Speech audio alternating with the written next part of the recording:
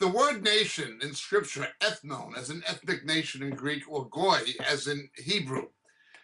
No, they are not. Let's understand something about Palestine. That term was never used until the Romans in the 2nd century, and it is simply the Latinization of Philistine. Anthropologically, however, and genetically, the so-called Palestinians, as they call themselves today, are not Philistines, even though in Arabic and Hebrew both it is the same word, Philistin, Philistinim. They're not the same. We know from archaeology, such as the ruins, the archaeological excavations at Knossos in Crete, that the original Philistines, the original Palestinians, as it were an Indo-Grecian people. They were European people who worshipped the fish god Dagon. They came from the area around Crete. They came from the southern Aegean. That is where they came to the area today around the Gaza Strip. They were not an Arabic people.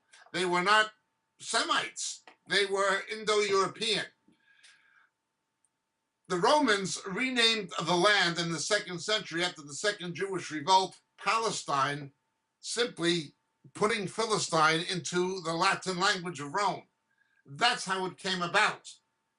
The modern Arabs who live in the Gaza Strip or the West Bank have absolutely no anthropological or genetic connection with the ancient Philistines whatsoever. They're a non-people in that sense. It's sort of like real Americans are Native American Indian tribes.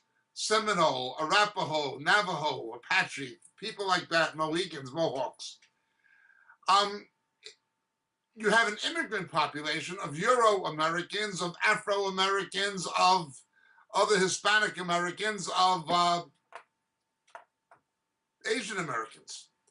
But the indigenous people are the American Indian tribes, as Columbus called them, who lived in North America. Of course, the Spanish, after the conquistadors, intermarried with Indian tribes in Central and South America. These became Hispanic, some of whom came north into North America.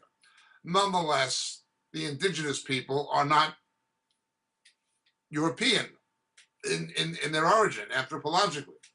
Well, Palestinians are the same way. They're not the original Palestinians. Most of these people are simply Arabs who came to Israel, often illegally, under the British mandate.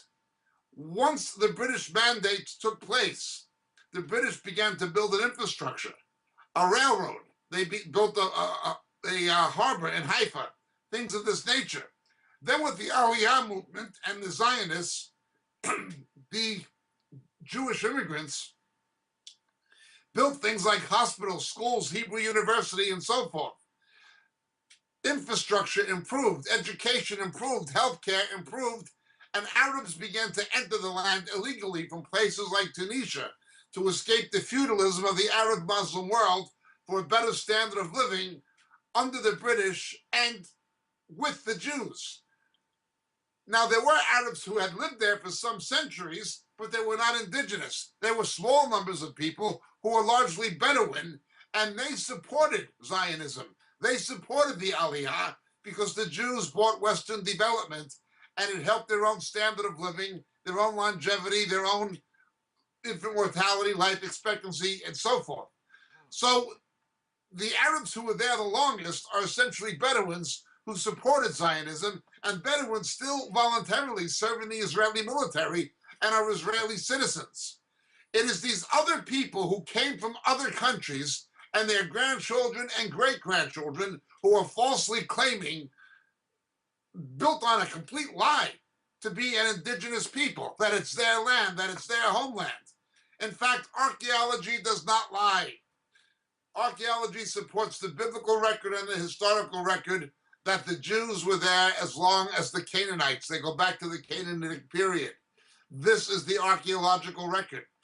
The Jews are the indigenous people of that land, much the same as the Apaches are the indigenous people of Arizona. That is a fact. The real invader, the real settlements are the Arab Muslims. Now, there have been some Muslims who've been there for some generations. but those are essentially Bedouins. They're not these other people calling themselves Palestinians. I would again point out that up until the 1970s, the people in the West Bank called themselves Jordanians. That Yasser Arafat had called Jordan Palestine, and King Hussein of Jordan said that Palestine is Jordan. There was never a question about this. Going back to the British Mandate, the British always said there was a two-states solution. Jordan being Palestine and Israel. That was what the British government said. That is what the League of Nations said. That is what the United Nations said. That is what Yasser Arafat and the Palestinian Authority, then known as the PLO, said. That is what the Jordanian government said. Remember, from May of 1948 until June of 1967, when Israel was in self-defense, forced to conquer Gaza, the West Bank, and East Jerusalem in self-defense. Up until that time,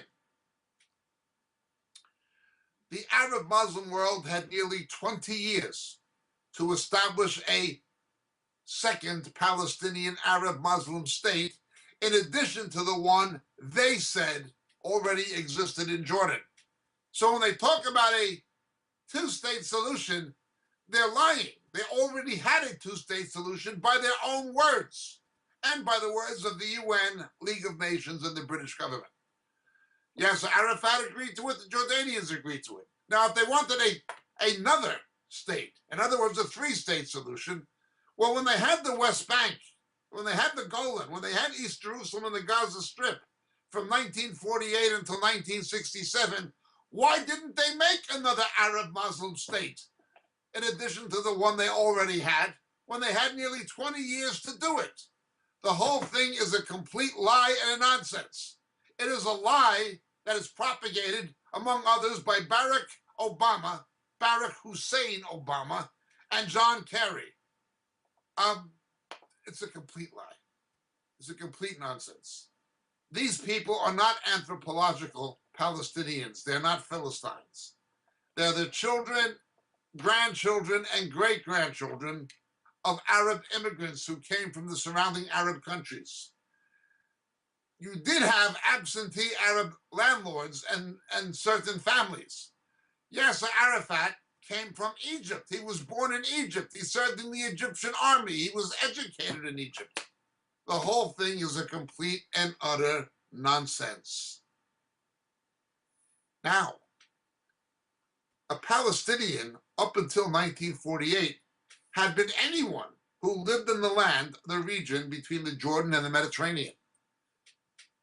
There were 30,000 Jewish soldiers in the British Army, 30,000 Jews who fought in the British Army in the Second World War. On their patch it said Palestinian Legion.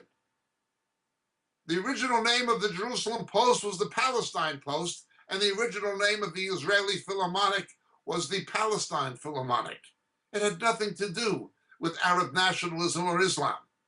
The whole thing was hijacked. I tell the story of the Tooth Fairy.